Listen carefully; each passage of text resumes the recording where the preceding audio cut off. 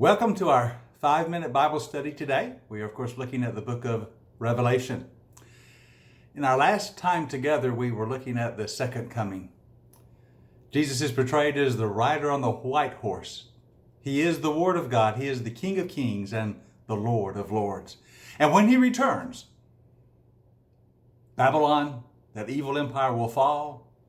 The Antichrist, the beast, and the false prophet will be thrown down and cast into the lake of fire. And God's kingdom will be inaugurated when every knee will bow and every tongue will confess that Jesus Christ is Lord. It was a glorious vision that John had, and we looked at that for a couple of times. Now, as we move on in John's Revelation into chapter 20, he sees the beginning of what we call the millennium. Now, you recall this last section of the book of Revelation revolves around the fall of Babylon and the coming of the New Jerusalem, which is the new heaven and the new earth. In the midst of that, of course, is the second coming of Christ and then the inauguration of the millennium. We'll talk about that in a moment. And then, of course, the final judgment. Those things we'll look at in the next few sessions together. But let's read a few verses from the beginning of chapter 20, what we always refer to as the passage about the millennium or the 1,000-year period. And I saw an angel, John says, come down out of heaven, having the key to the abyss, holding in his hand a great chain. He seized the dragon, that ancient serpent, who is the devil or Satan. He bound him for 1,000 years. He threw him into the abyss. He locked and sealed it over him, to keep him from deceiving the nations anymore until the 1,000 years are ended. After that, he must be set free for a short time. I saw thrones on which were seated those who had been given the authority to judge.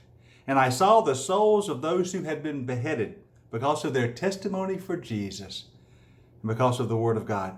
They had not worshipped the beast or his image. They had not received his mark on their foreheads or on their hands. They came to life, and they reigned with Christ for 1,000 years. The rest of the dead did not come to life until the 1,000 years were ended. This is the first resurrection. Blessed and holy are those who have a part in this first resurrection.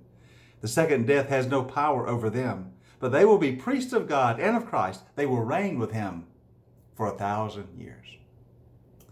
Very interesting passage, and one that has been much debated and discussed and interpreted over the years of church history. You know, if you look at the book of Revelation, the two passages most talked about and discussed and debated are the passage that deals with the number 666, which we talked about a number of sessions ago, and this passage, which deals with what we call the millennium. Now, the millennium is just a phrase we use. It simply means 1,000-year period. And we use it for this passage because 1,000 years is mentioned multiple times in these few short verses, just 6 verses. But the 1,000 years is mentioned several times. Now, generally speaking, when you talk about Revelation or you're teaching on Revelation, one of the first questions people will ask you is about your belief in the millennium. There are actually 3 different schools of interpretation. There's what is called the premillennial interpretation. There's what is called the postmillennial interpretation. And there's what is called the amillennial interpretation. And anytime I talk about Revelation, somebody's going to ask, are you premillennial? Are you postmillennial? Are you amillennial? Which do you think is true?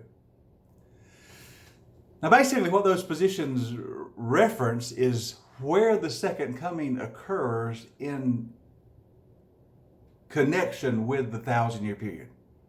The premillennial position believes that the second coming of Christ occurs before the beginning of the millennium. Thus, it's premillennial. It's before the millennium. The second coming is before it occurs.